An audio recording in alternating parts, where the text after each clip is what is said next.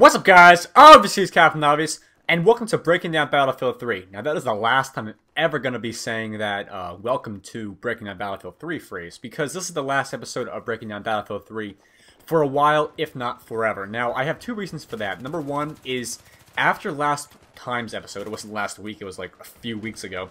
After the last episode where I was talking about suppression, I said I would, look into more things about suppression, learn more about it. I can't.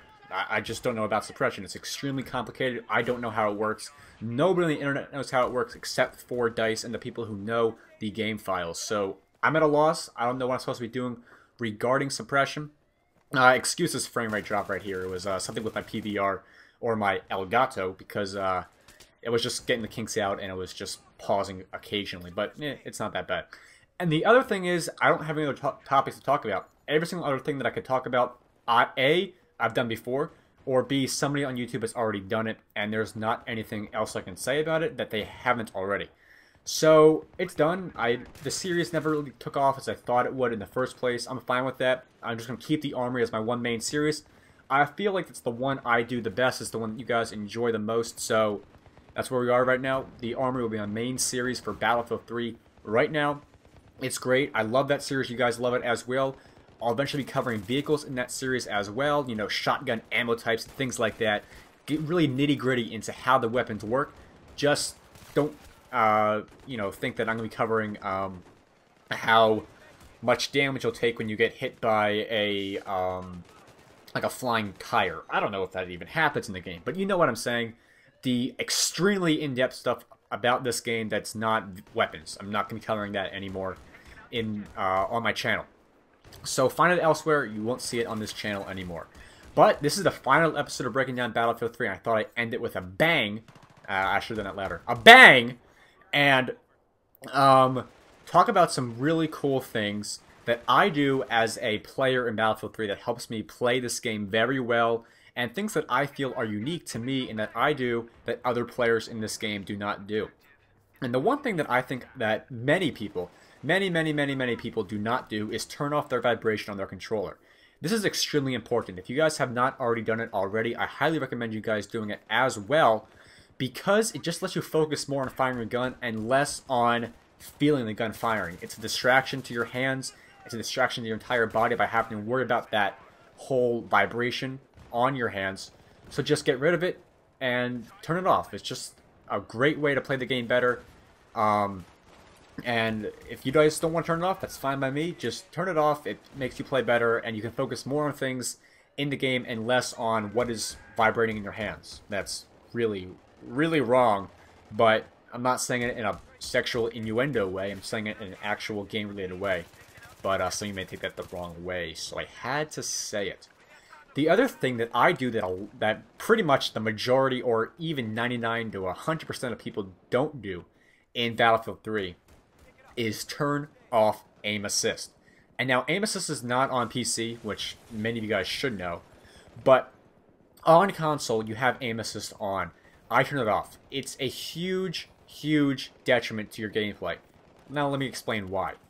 Number one, when you're up against multiple players, aim assist tends to lock onto the guy you do not want it to.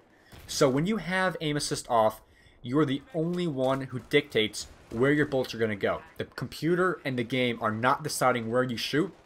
It's all up to you and your thumb skills. So turn it off and you can focus more on aiming at the right person and less on the game deciding that you're going to shoot the guy who is not even firing at you. So turn it off. You can play better. I have more faith in my thumb than I do in a computer because I have more control over my thumb because it's, connected directly to my brain. But I just feel that turning aim assist off is an extremely important thing in Battlefield 3, and it helps me play this game a whole lot better. And honestly, it's not, the best thing for doing while sniping, because sniping is hard without aim assist on. But in other aspects, like firing an assault rifle or a carbine, it's easier for me. I get my shots off easier. I have better aim with aim assist off, as a matter of fact. So turn it off. You'll play a whole lot better. Just realize that you'll play worse with snipers with aim assist off in the beginning. You'll eventually get used to it, but in the beginning of not using a sniper rifle with aim assist, it'll be kind of difficult. Just remember, take aim assist off. If you don't like it, you can go back to it. but it's just how I feel. It's just the advanced tactics that I personally do. And I think you guys will play a whole lot better if you eventually turn it off, which is very advisable. And now I got a bigger thing to tell you guys about, and that is high sensitivity.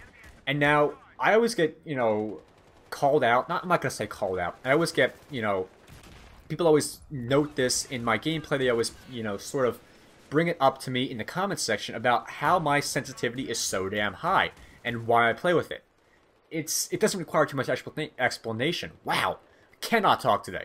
But it does not require too much explanation to make you guys understand why your sensitivity needs to be high. People always say don't put high sensitivity on because you can't make those small adjustments to your aiming. That's not true. You'll eventually get used to it. You'll eventually get used to the fact that even the slightest movement with your thumb will be a big increase in where your gun or your aim goes to. So turning off the... What am I saying? Turning off. Raising your sensitivity is a great way to make sure your shots are, on target.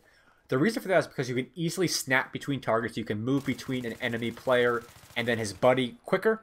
You can check down hallways and check down different buildings quicker. You can, turn your aim quicker, get better reflexes with higher sensitivity. And there's a lot of times where I am playing this game and I get shot in the back. But thanks to my high sensitivity, I quickly turn around and hit the guy. It saves me a lot of the time. I can't recommend going on high sensitivity anymore for you guys. It will take time to get used to. But if you want to, gradually move up to that higher sensitivity, I really recommend it. I play about, if I give it a numerical value, about 80% sensitivity. A lot of people play on either 30, 20, or somewhere around there. So, turn it off. What am I saying turn it off? God damn. Make your sensitivity higher. You'll play a whole lot better. And my final thing is actually a pretty discreet one that many people do not know that you can do in Battlefield 3. I see a lot of console commentators put their videos out, and this bugs me more than anything. These guys who, claim they're hardcore Battlefield players, they know everything about the game, and they don't understand that you can move the position of your HUD on console. You can actually make your HUD get bigger, make the things on your screen smaller so you give yourself a better field of view in the game. You have to go into settings and go to screen adjust, and you can make your ammo indicator and your minimap go further out on your screen. That way you have a better field of view of where you're looking at, and you just play the game a whole lot better. Usually when you buy the game, by default, your minimap and ammo indicator are about, I'm going to say about 3 to 4 inches actually further in than they are in the gameplay you can see right now and what I actually play as. So move those objects out of your screen and you'll have a better field of view of where you're shooting at. And those are the 4 best advanced play settings I can give to you guys as of right now, and I'm going to quickly reiterate those again. Turn off vibration, high sensitivity, turn off aim assist if you're on console, and make sure you increase your field of view by expanding the HUD in the settings on console. If you guys enjoyed today's video, remember to give it a thumbs up, that helps out a lot. Follow me on Twitter, and as always, rate, comment, and subscribe, and I'll see you guys later.